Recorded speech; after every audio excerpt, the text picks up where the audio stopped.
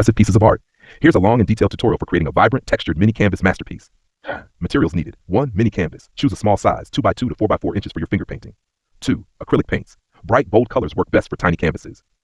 3. Palette. Use a disposable plate or plastic palette. 4. Water and rag for cleaning your fingers between colors. 5. Masking tape, optional, to secure the edges of the canvas or create borders. 6. Varnish for a glossy or matte finish. Design ideas for mini canvases.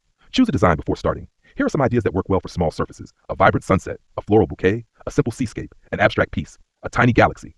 For this tutorial, we'll focus on a sunset landscape. Step-by-step tutorial. Step 1. Prepare your workspace. Lay down some newspaper or a mat to avoid mess. Secure your mini canvas on a flat surface using masking tape or a small easel. Arrange your paints in a way that complements your workflow, e.g. warm tones for the sunset, cool tones for shadows and details. Step 2. Base layer, background colors. 1. Sky. Use your index finger to swipe a mix of light blue and white across the top half of the canvas for the sky. Blend downward into warm hues. Swipe yellow, orange, and red horizontally in layers to create a gradient sunset. Smooth transitions by lightly blending where the colors meet using circular motions with your fingertip.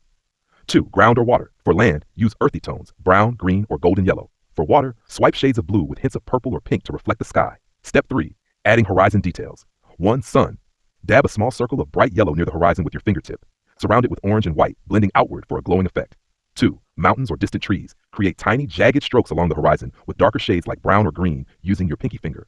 Keep these details subtle to maintain perspective. Step 4. Foreground elements. 1. Trees.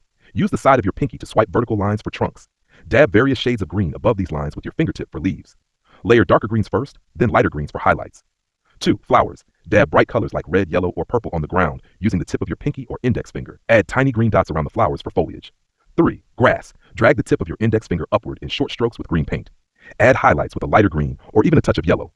Step 5. Finishing touches. 1. Clouds. Use the pad of your finger to make fluffy white shapes in the sky. Lightly swirl to blend for a soft effect. 2. Reflections. Optional. For water, swipe faint horizontal strokes of the sunset colors to mimic reflections. 3. Shadows. Add depth by dabbing darker colors under trees, mountains, or around flower patches.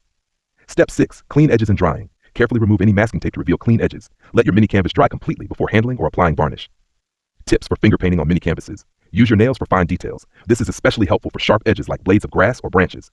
Blend carefully. The small surface requires controlled movements to avoid smudging too much. Layer colors. Allow each layer to dry slightly before adding new details. Experiment with textures. Use the pads of your fingers for smooth areas and the tips for precise textured elements. Optional varnishing. Once your painting is dry, apply a clear varnish using a small brush or spray to protect your work and enhance its colors. Choose between glossy, matte, or satin finishes based on your preference. Would you like suggestions for other mini canvases? Here's a polished version to make it even more engaging. If you enjoyed this tutorial, don't forget to hit the like button and show your support. For more creative content like this, be sure to visit Hadimba Art Studio. We'd love to hear your thoughts. Drop a comment below and let us know how your finger-painted masterpiece turned out. And hey, how do you feel about finger painting as a technique? Let's talk about those fingers.